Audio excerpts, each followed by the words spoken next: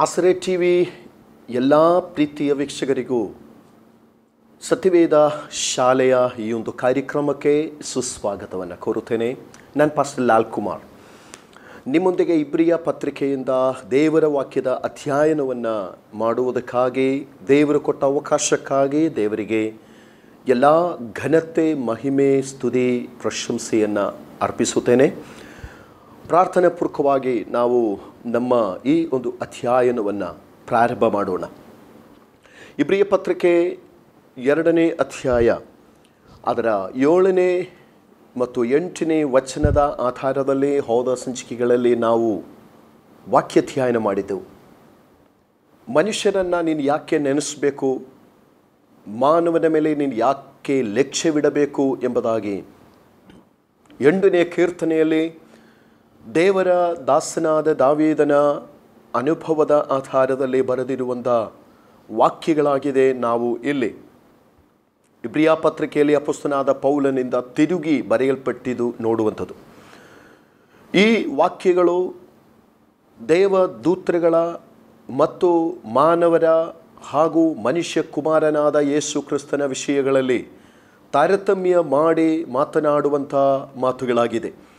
ದೇವರ ವಾಕ್ಯವನ್ನು ನಾವು ಗಮನಿಸುವಾಗ ಮನುಷ್ಯರನ್ನು ಎಲ್ಲ ಸೃಷ್ಟಿಗಳಿಗಿಂತಲೂ ಶ್ರೇಷ್ಠವಾದ ರೀತಿಯಲ್ಲಿ ದೇವರು ಮಾಡಿದ್ದಾನೆ.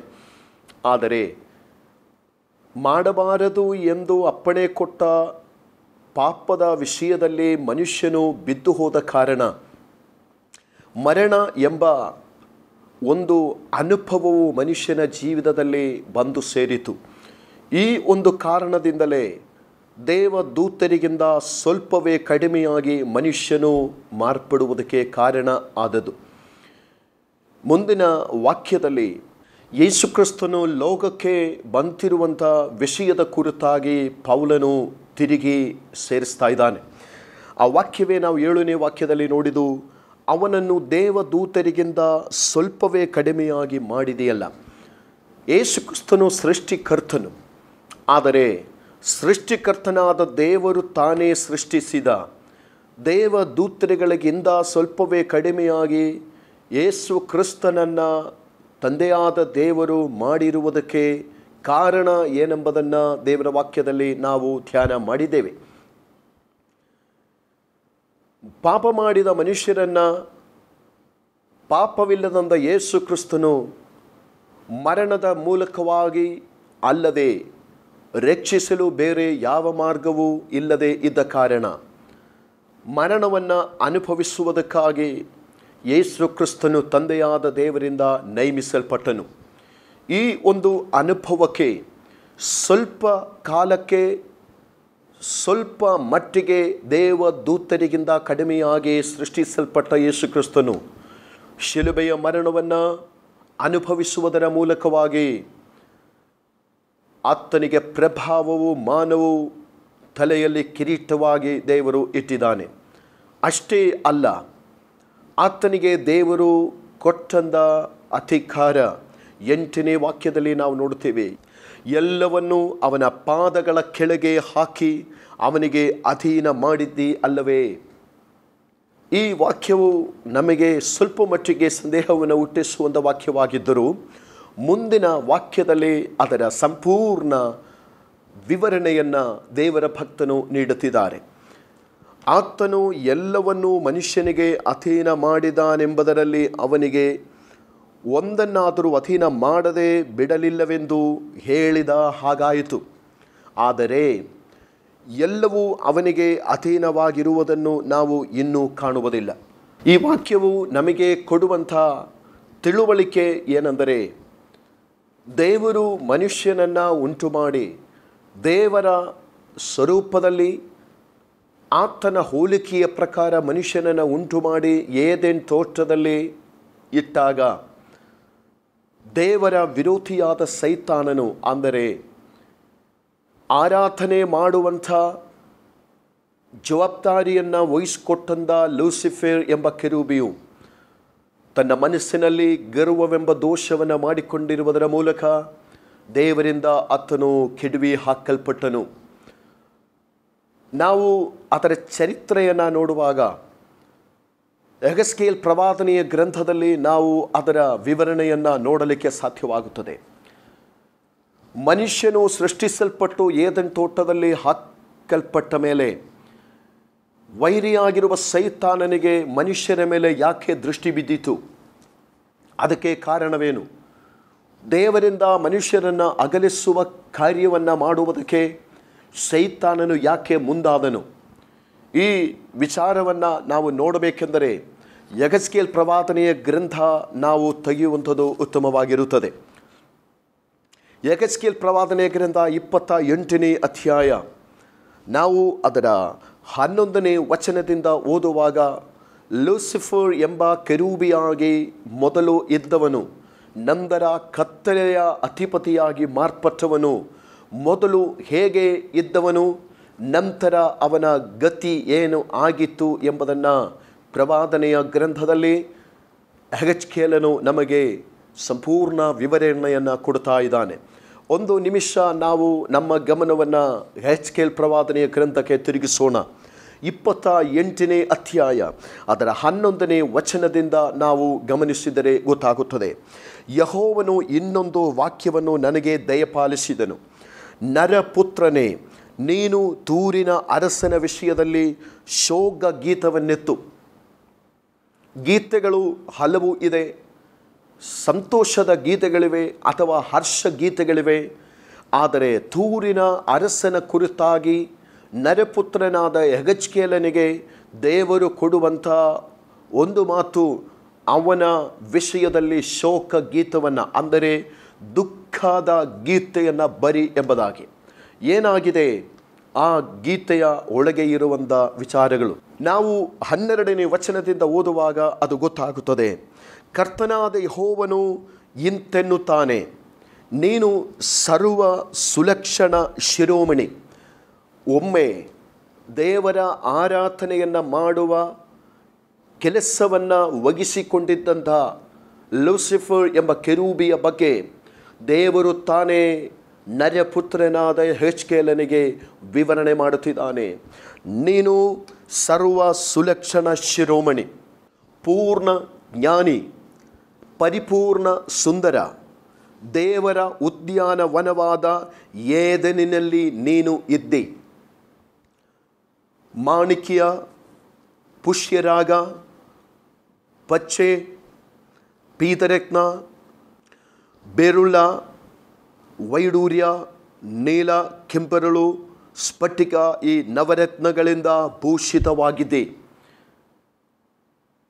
ದೇವರ ಆರಾಧನೆಯ ಜವಾಬ್ದಾರಿಕೆ ವಹಿಸಿಕೊಂಡಿದ್ದಂಥ ಲೂಸಿಫರ್ ಎಂಬ ಕೆರೂಬಿಯು ದೇವರಿಂದ ಕಡಿಯಲ್ಪಡುವುದಕ್ಕಿಂತ ಮುಂಚೆ ಅವನು ಇದ್ದಂಥ ಸ್ಥಿತಿಗಳಾಗಿದೆ ಯೆಹೆಜ್ಕೇಲ್ ಪ್ರವಾದಿಗೆ ದೇವರು ಪ್ರಕಟಿಸಿರುವಂಥದ್ದು. ಇಂಥ ಲಕ್ಷಣವಾದ ಒಂದು ಸ್ಥಿತಿಯಲ್ಲಿ ಪೂರ್ಣ ಜ್ಞಾನಿಯಾಗಿ ಪರಿಪೂರ್ಣ ಸುಂದರನಾಗಿ ದೇವರ ಉದ್ಯಾನದ ವನವಾದ ಏದೆನಿನಲ್ಲಿ ಇದ್ದವನು ಕೆರೂಬಿಯಾದ ಲೂಸಿಫರ್. ಈ ವಿಚಾರದಿಂದ ನಾವು ಚರಿತ್ರೆಯನ್ನು ಕಲಿಯುವುದು ಸಾಧ್ಯವಾಗುತ್ತದೆ. ನಾನು ನಿಮಗೆ ಕೇಳಿದ ಮಾತು ಇದಾಗಿದೆ. ಏದೆನ್ ತೋಟದಲ್ಲಿ ದೇವರು ತನ್ನ ಸ್ವರೂಪದಲ್ಲಿ ತನ್ನ ಹೋಲಿಕೆಯ ಪ್ರಕಾರ ಸೃಷ್ಟಿ ಮಾಡಿ ನೇಮಿಸಿದಂಥ ಆದಾಮ್ ಹವ್ವಳ ಮೇಲೆ ಸೈತಾನನ ಕಣ್ಣು ಯಾಕೆ ಬಿದ್ದಿತು? ಅವರನ್ನು ಸೈತಾನನು ದೇವರಿಂದ ಅಗಲಿಸುವುದಕ್ಕಾಗಿ ಯಾಕೆ ಗುರಿ ಮಾಡಿತು? ಈ ವಿಚಾರವನ್ನೇ ನಾವು ಈಗ ಯೆಹೆಜ್ಕೇಲ್ ಪ್ರವಾದನೆಯ ಗ್ರಂಥದಿಂದ ಓದುತ್ತಿದ್ದೇವೆ. ದೇವರು ಆದಿಯಲ್ಲಿ ಆಕಾಶವನ್ನು ಭೂಮಿಯನ್ನು ಉಂಟು ಮಾಡಿದ್ದು ಮನುಷ್ಯರಿಗೋಸ್ಕರ ಆಗಿರಲಿಲ್ಲ. ಪವಿತ್ರ ವಚನದ ಚರಿತ್ರೆಗಳನ್ನು ವಿಜ್ಞಾನಿಗಳು ಪಂಡಿತರ ಮೂಲಕವಾಗಿ ತಿಳಿಯಲ್ಪಟ್ಟಿರುವಂಥ ಸಂಗತಿಗಳೇ ನಾನು ಹೇಳುತ್ತಿರುವಂಥದ್ದು. ಪವಿತ್ರ ವಚನದಲ್ಲಿ ನಾವು ಅದಕ್ಕೆ ದಾಖಲೆಗಳನ್ನು ಕೂಡ ನೋಡ್ತಾ ಇದ್ದೇವೆ. ಕೆರೂಬಿಯಾಗಿದ್ದ ಲೂಸಿಫರನು ಆತನು ಸೈತಾನನಾಗಿ ಮಾರ್ಪಡುವುದಕ್ಕಿಂತ ಮುಂಚೆ ಆತನು ಸರ್ವ ಸುಲಕ್ಷಣ ಶಿರೋಮಣಿಯಾಗಿ ಇದ್ದವನು, ಪೂರ್ಣ ಜ್ಞಾನಿಯಾಗಿ ಇದ್ದವನು, ಪರಿಪೂರ್ಣ ಸುಂದರನಾಗಿ ಇದ್ದವನು. ಅಷ್ಟೇ ಅಲ್ಲ, ದೇವರು ಸೃಷ್ಟಿ ಮಾಡಿದ ಭೂಮಿಯಾಕಾಶಗಳಲ್ಲಿ ಭೂಮಿಯಲ್ಲಿ ಇದ್ದಂಥ ದೇವರ ತೋಟವಾದ ಏದೆನ್ ತೋಟದಲ್ಲಿ ದೇವರು ಅವನನ್ನು ನೆಲೆಗೊಳಿಸಿದನು. ಕೆರೂಬಿಗಳಲ್ಲಿ ಅಥವಾ ದೂತರುಗಳಲ್ಲಿ ಎಷ್ಟು ವಿಶೇಷತೆ ಉಳ್ಳ ಯಾವ ದೂತರುಗಳು ಕೂಡ ಇರಲಿಲ್ಲ. ಕೆರೂಬಿಗಳಾಗಿರಲಿ, ಬೇರೆ ಯಾವುದೇ ಪ್ರಧಾನ ದೂತರುಗಳಾಗಿರಲಿ, ಸಾಮಾನ್ಯ ದೂತರುಗಳಾಗಿರಲಿ, ಯಾವ ದೂತರುಗಳಿಗೂ ಕೂಡ ದೊರಕದೇ ಇದ್ದಂಥ ಸರ್ವ ವಿಶೇಷಣತೆಗಳು ಹೊಂದಿದ್ದ ದೂತನಾಗಿದ್ದನು ಲೂಸಿಫರ್ ಎಂಬ ಕೆರೂಬಿ. ಆದರೆ ಒಂದು ಕಾಲದಲ್ಲಿ ದೇವರ ಮುಂದೆ ನಿಷ್ಕಳಂಕನಾಗಿ ಕಂಡು ಬಂದ ಕೆರೂಬಿಯು ವಾಸವಾಗಿದ್ದಂಥ ಸ್ಥಳವೇ ದೇವರ ಉದ್ಯಾನವನವಾದ ಏದೆನ್ ಎಂಬುದು.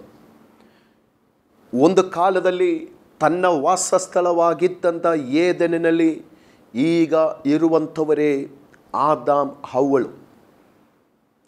ಆತನು ಮನುಷ್ಯರ ಮೇಲೆ ದೃಷ್ಟಿಯನ್ನು ಇಡುವುದಕ್ಕೆ ಕಾರಣವಾದ ಮೊದಲನೆಯ ವಿಷಯ, ತಾನು ಸಂತೋಷವಾಗಿ ಇದ್ದಂಥ ಸ್ಥಳದಲ್ಲಿ, ತಾನು ಸುಂದರವಾಗಿ ಲಕ್ಷಣವಾಗಿ ಇದ್ದಂಥ ಸ್ಥಳದಲ್ಲಿ ಈಗ ಮತ್ತು ಒಬ್ಬರು ಬಂದಿದ್ದಾರೆ. ಆದ್ದರಿಂದ ಮನುಷ್ಯನನ್ನು ಬೀಳಿಸುವಂಥ ಕೆಲಸವನ್ನು ಮಾಡುವುದಕ್ಕೆ ಲೂಸಿಫರ್ ಮುಂದಾಗುತ್ತಾನೆ. ಎರಡನೇದಾಗಿ, ಆತನಿಗೆ ಮನುಷ್ಯರ ಮೇಲೆ ದೃಷ್ಟಿ ಹಾಕುವುದಕ್ಕೆ ಕಾರಣವಾದ ವಿಚಾರ, ಆತನು ಮಾಡುತ್ತಿದ್ದ ಕೆಲಸ ದೇವರಿಗೆ ಆರಾಧನೆ ಮಾಡುವಂಥದ್ದಾಗಿತ್ತು. ವೇದ ಪಂಡಿತರ ಅಭಿಪ್ರಾಯದಲ್ಲಿ ಆತನು ಏದೆನಿನಿಂದ ದೇವರ ಸಿಂಹಾಸನ ಇರುವಂಥ ಉನ್ನತೋನ್ನತದಲ್ಲಿ ಪರಲೋಕಕ್ಕೆ ಏರಿ ಹೋಗುವಾಗ ಉದಯ ನಕ್ಷತ್ರವು ಉದಯಿಸಿ ಬರುವಂಥ ರೀತಿಯಲ್ಲಿ ಆತನು ಹತ್ತಿ ಬರುವಂಥ ಸ್ಥಳ ಪ್ರಕಾಶಮಾನವಾಗಿ ಇರುತ್ತಿತ್ತು. ನವರತ್ನಗಳಿಂದ ತುಂಬಿಸಲ್ಪಟ್ಟಂಥ ಈ ಲೂಸಿಫರನ ಶರೀರವು ಎಷ್ಟೋ ಬೆಲೆ ಬಾಳುವಂಥ ಒಂದು ರೂಪವಾಗಿತ್ತು. ಅಷ್ಟೇ ಅಲ್ಲ, ಆತನಲ್ಲಿ ಇದ್ದ ಜ್ಞಾನ ಅದು ಪರಿಪೂರ್ಣ ಜ್ಞಾನವಾಗಿತ್ತು. ಬೇರೆ ಯಾವ ದೂತರುಗಳಿಗೂ ಕೂಡ ಇಲ್ಲದೆ ಇದ್ದಂಥ ಜ್ಞಾನವು ಹೊಂದಿದವನಾಗಿದ್ದನು ಲೂಸಿಫರ್ ಎಂಬ ಕೆರೂಬಿಯು. ದೇವರಿಗೆ ಆರಾಧನೆ ಮಾಡುತ್ತಿದ್ದ ಆ ಸ್ಥಳದಿಂದ ದೇವರು ಅವನನ್ನು ದುಬಿಬಿಟ್ಟಿದ್ದಾನೆ.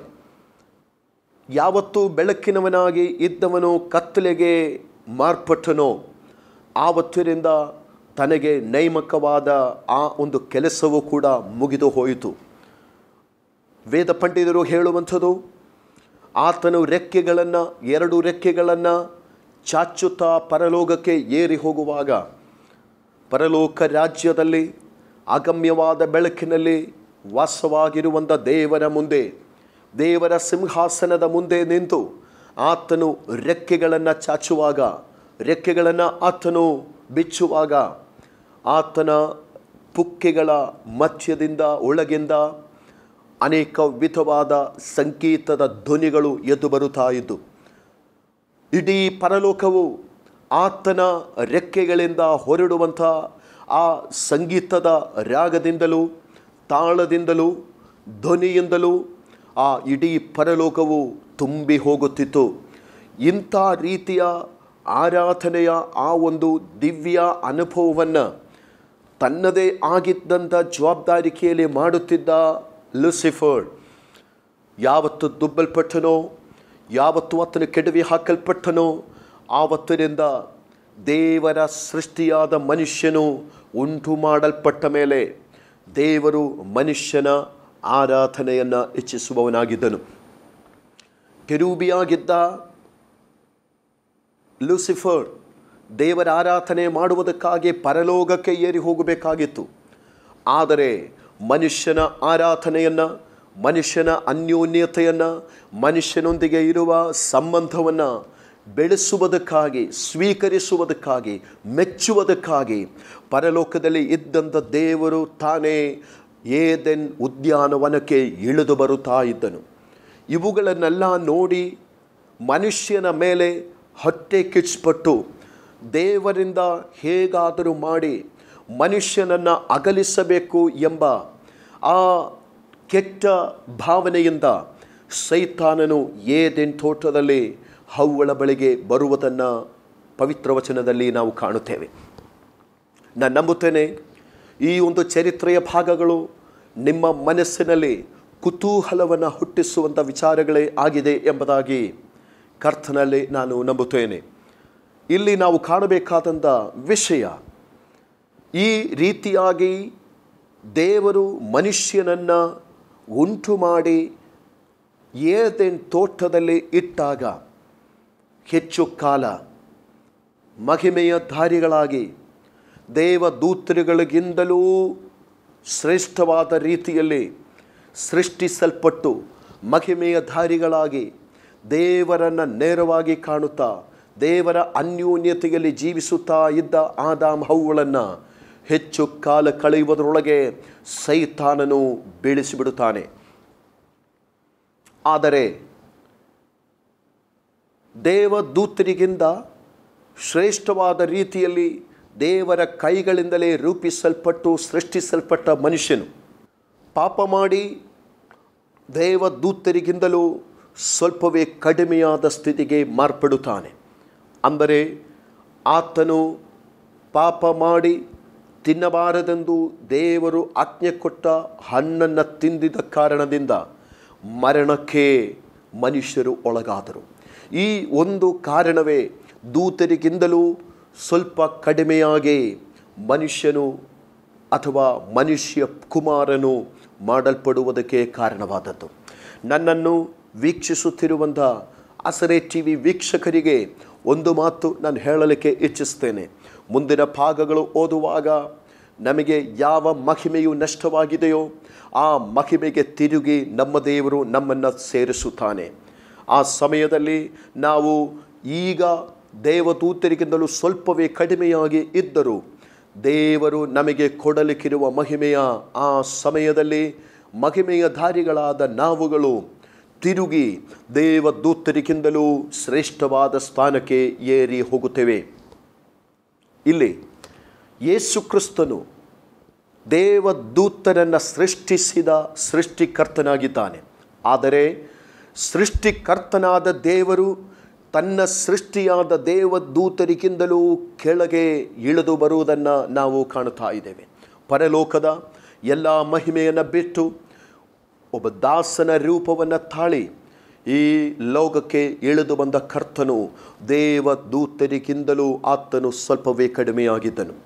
ಆದ ಕಾರಣದಿಂದಲೇ ಆತನ ಬಲಹೀನತೆಯ ಸಮಯಗಳಲ್ಲಿ ದೇವದೂತರುಗಳು ಆತನ ಬಳಿಗೆ ಬಂದು ಆತನಿಗೆ ಸೇವೆ ಮಾಡಿದ್ದು. ಆತನು ಪ್ರಾರ್ಥನೆಯಲ್ಲಿ ಮುರಿಯಲ್ಪಟ್ಟ ಮನಸ್ಸಿನಿಂದ ಪ್ರಾರ್ಥಿಸುತ್ತಿರುವಂಥ ಸಮಯದಲ್ಲಿ ಒಬ್ಬ ದೇವದೂತನು ಇಳಿದು ಬಂದು ಯೇಸುವನ್ನು ಧೈರ್ಯಪಡಿಸುವುದನ್ನು ನಾವು ಕಾಣುತ್ತೇವೆ. ಕಾರಣ ಏನೆಂದರೆ ದೇವದೂತರಿಗಿಂತಲೂ ಸ್ವಲ್ಪವೇ ಕಡಿಮೆಯಾಗಿ ಆತನನ್ನು ದೇವರು ಮಾಡಿದ್ದಾನೆ. ಆದರೆ ಸ್ವಲ್ಪ ಕಾಲಕ್ಕೆ ದೇವದೂತರಿಗಿಂತ ಕಡಿಮೆಯಾಗಿ ಮಾಡಲ್ಪಟ್ಟ ಯೇಸು ಕ್ರಿಸ್ತನು ನಂತರ ಏರಿ ಹೋಗಿರುವಂಥದ್ದು ಎಲ್ಲವನ್ನ ತನ್ನ ಪಾದದ ಕೆಳಗೆ ಅಧೀನ ಮಾಡುವಂಥ ಮಹಾರಾಜನಾಗಿ ಆತನು ಏರಿ ಹೋಗಿದ್ದಾನೆ. ಮುಂದಿನ ವಾಕ್ಯಗಳು ನಮ್ಮ ಗಮನಕ್ಕೆ ದೇವರು ಕೊಡುವಂಥದ್ದು ಹಾಗೆಯೇ ಆಗಿದೆ. ಇವತ್ತು ದೇವರ ವಾಕ್ಯವನ್ನು ಧ್ಯಾನ ಮಾಡುತ್ತಿರುವಂಥ ನಿಮ್ಮಲ್ಲಿ ಪ್ರತಿಯೊಬ್ಬರಿಗೂ ಪರಿಶುದ್ಧಾತ್ಮನಿಂದ ಒಂದು ಮಾತನ್ನು ತಿಳಿಸಿಕೊಡುವುದಕ್ಕೆ ನಾನು ಇಚ್ಛಿಸ್ತೇನೆ. ನಿನಗೋಸ್ಕರವಾಗಿ ದೇವರು ಸಿದ್ಧ ಮಾಡಿ ಇಟ್ಟಿರುವಂಥ ಘನತೆ, ಪ್ರಭಾವ, ಮಾನ ನಿನ್ನ ಮುಂದೆ ನಿನ್ನನ್ನು ಕಾಯ್ತಾ ಇದೆ. ಆದರೆ ಅದು ಕಿರೀಟವಾಗಿ ನಾವು ಹೊಂದಬೇಕು ಎನ್ನುವ ಆಸೆ ನಮ್ಮಲ್ಲಿ ಇರುವುದಾದರೆ ನಮ್ಮ ಜೀವಿತದಲ್ಲಿ ನಾವು ಮಾಡಬೇಕಾದದ್ದು ಏನು ಪ್ರಿಯರೇ? ನಮ್ಮನ್ನು ಎಲ್ಲೆಲ್ಲಿ ತಗ್ಗಿಸಿಕೊಳ್ಳಬೇಕು ಎಂಬುದಾಗಿ ದೇವರು ಇಚ್ಛಿಸುತ್ತಾನೋ ಅಲ್ಲಿ ದೇವರ ಚಿತ್ತಾನುಸಾರವಾಗಿ ದೇವರ ವಾಕ್ಯದ ಆಧಾರದಲ್ಲಿ ನಾವು ನಮ್ಮನ್ನು ತಗ್ಗಿಸಿಕೊಳ್ಳುವಂಥದ್ದು ಉತ್ತಮವಾದ ಕಾರ್ಯ. ದೇವರಿಗೆ ಮಹಿಮೆಯನ್ನು ನಾನು ಸಲ್ಲಿಸ್ತೇನೆ. ನನ್ನನ್ನು ಕೇಳುವ ಪ್ರೀತಿಯ ವೀಕ್ಷಕರೇ, ನಿಮ್ಮ ಎದುರಿನಲ್ಲಿ ಯಾರು ಅಪಹರಿಸಲಿಕ್ಕಾಗದೇ ಇರುವಂಥ ಬಿರುದು ನಿಮ್ಮನ್ನು ಕಾಯ್ತಾ ಇದೆ. ಯಾರಿಗೂ ಅಪಹರಿಸಲಿಕ್ಕಾಗದೇ ಇರುವಂಥ ಪ್ರಭಾವ ಮಾನ ನಿಮ್ಮನ್ನು ಕಾಯ್ತಾ ಇದೆ. ಯೇಸು ಕ್ರಿಸ್ತನು ಶಿಲುಬೆಯ ಮರಣವನ್ನು ಆತನ ಅನುಭವಿಸುವುದಕ್ಕೆ ಒಂದು ಕಾರಣ ಇದ್ದಿದ್ದ ಬಗ್ಗೆ ಫಿಲಿಪಿಯ ಪತ್ರಿಕೆಯಲ್ಲಿ ನಾವು ನೋಡುತ್ತೇವೆ. ದೇವರ ವಾಕ್ಯದಲ್ಲಿ ನಾವು ಹೀಗೆ ನೋಡುತ್ತೇವೆ, ಆತನ ಮುಂದೆ ತಂದೆಯಾದ ದೇವರು ಇಟ್ಟಿರುವಂಥ ಸಂತೋಷವನ್ನು ನೆನೆಸಿ ಅದನ್ನೇ ಗುರಿ ಮಾಡಿಕೊಂಡು ಆತನು ಶಿಲುಬೆಯ ಮರಣವನ್ನು ಅನುಭವಿಸುವಷ್ಟು ತನ್ನನ್ನು ತಗ್ಗಿಸಿಕೊಂಡನು ಎಂಬುದಾಗಿ. ಶಿಲುಬೆಯ ಮರಣದ ಮೂಲಕವಾಗಿ ಸ್ವಲ್ಪ ಕಾಲಕ್ಕೆ ಸ್ವಲ್ಪ ಕಡಿಮೆಯಾಗಿ ದೂತರಿಗಿಂತಲೂ ಆತನು ಮಾಡಲ್ಪಟ್ಟಿರುವುದಕ್ಕೆ ಕಾರಣ ತನಗೆ ದೇವರಿಟ್ಟಿರುವಂಥ ಸಂತೋಷವನ್ನು ನೋಡಿ ಆತನು ಶಿಲುಬೆಯ ಮರಣವನ್ನು ಅನುಭವಿಸ್ತಾ ಇದ್ದಾನೆ. ಇದರ ಮೂಲಕವಾಗಿ ನಿಮಗೆ ನಾನು ಕೊಡುವಂಥ ದೈವಿಕವಾದ ಒಂದು ಸಂದೇಶ, ನಿಮ್ಮ ಒಬ್ಬೊಬ್ಬರ ಜೀವಿತದಲ್ಲಿ ಸ್ವಲ್ಪ ಕಾಲಕ್ಕೆ ಸ್ವಲ್ಪ ಮಟ್ಟಿಗೆ ನಿಮ್ಮನ್ನು ತಗ್ಗಿಸಿಕೊಳ್ಳುವುದಕ್ಕೆ ದೇವರು ಕೊಡುವಂಥ ಅವಕಾಶದ ಸನ್ನಿವೇಶಗಳನ್ನು ಯಾವ ಕಾರಣಕ್ಕೂ ಅಲಕ್ಷ್ಯ ಮಾಡದೆ ದೇವರ ಚಿತ್ತಾನುಸಾರವಾಗಿ ನಿಮ್ಮನ್ನು ತಗ್ಗಿಸಿಕೊಡುವುದಾದರೆ ನಿಶ್ಚಯವಾಗಿಯೂ ನಿಮ್ಮ ಜೀವಿತದಲ್ಲಿ ಯಾರಿಗೂ ಅಪಹರಿಸಲಿಕ್ಕಾಗದೇ ಇರುವಂಥ ಸಂತೋಷವನ್ನು ಬಿರುದನ್ನು ಹೊಂದುವುದಕ್ಕೆ ದೇವರು ಕಾರಣ ಮಾಡುತ್ತಾನೆ. ನಿಶ್ಚಯವಾಗಿ ನಾನು ನಂಬುತ್ತೇನೆ, ಈ ಒಂದು ಸಂಚಿಕೆ ನಿಮ್ಮ ಜೀವಿತದಲ್ಲಿ ಆಶೀರ್ವಾದಕ್ಕೆ ಕಾರಣವಾಗಿದೆ ಎಂಬುದಾಗಿ. ಒಂದನ್ನು ಮಾತ್ರ ನಿಮ್ಮ ನೆನಪಿನಲ್ಲಿ ಇಟ್ಟುಕೊಳ್ಳಿ, ಆರಾಧನೆಯ ವೀರನಾಗಿದ್ದಂಥ, ಆರಾಧನೆಗೆ ನಾಯಕನಾಗಿ ಇದ್ದಂಥ ಲೂಸಿಫರ್ ಇನ್ನು ಆರಾಧನೆ ಮಾಡುವವರಿಗೆ ವಿರೋಧಿಯಾಗಿದ್ದಾನೆ. ನಮ್ಮ ಪದವಿಯಿಂದ ನಮ್ಮನ್ನು ತಳ್ಳಿಬಿಡಬೇಕೆಂಬುದೇ ನಮ್ಮ ಕುರಿತಾಗಿರುವ ಸೈತಾನನ ಯೋಚನೆ. ಇವತ್ತು ದೇವರ ವಾಕ್ಯದ ಮುಂದೆ ಆರಾಧನೆ ಎಂಬ ಆ ಶ್ರೇಷ್ಠವಾದ ಅನುಭವವನ್ನು ದೇವರ ಮುಂದೆ ತಾಳ್ಮೆಯಿಂದ ವಿನಯದಿಂದ ನಡೆಸುತ್ತಾ ಮುಂದುವರಿಯುವುದಕ್ಕೆ ಈ ದೇವರ ವಾಕ್ಯದ ಅಧ್ಯಯನ ನಿಮ್ಮ ಜೀವಿತದಲ್ಲಿ ದಾರಿ ಮಾಡಲಿ ಎಂದು ಹೇಳುತ್ತಾ ಶುಭ ಹಾರೈಕೆಯೊಂದಿಗೆ ನನ್ನ ಮಾತುಗಳನ್ನು ಮುಕ್ತಾಯಗೊಳಿಸ್ತೇನೆ. ಮುಂದಿನ ಸಂಚಿಕೆಯಲ್ಲಿ ಮುಂದಿನ ವಿಷಯಗಳನ್ನು ನಾವು ಧ್ಯಾನ ಮಾಡೋಣ. ಸದಾ ವೀಕ್ಷಿಸಿ ಸತ್ಯವೇದ ಶಾಲೆ ಆಸರೆ ಟಿವಿ.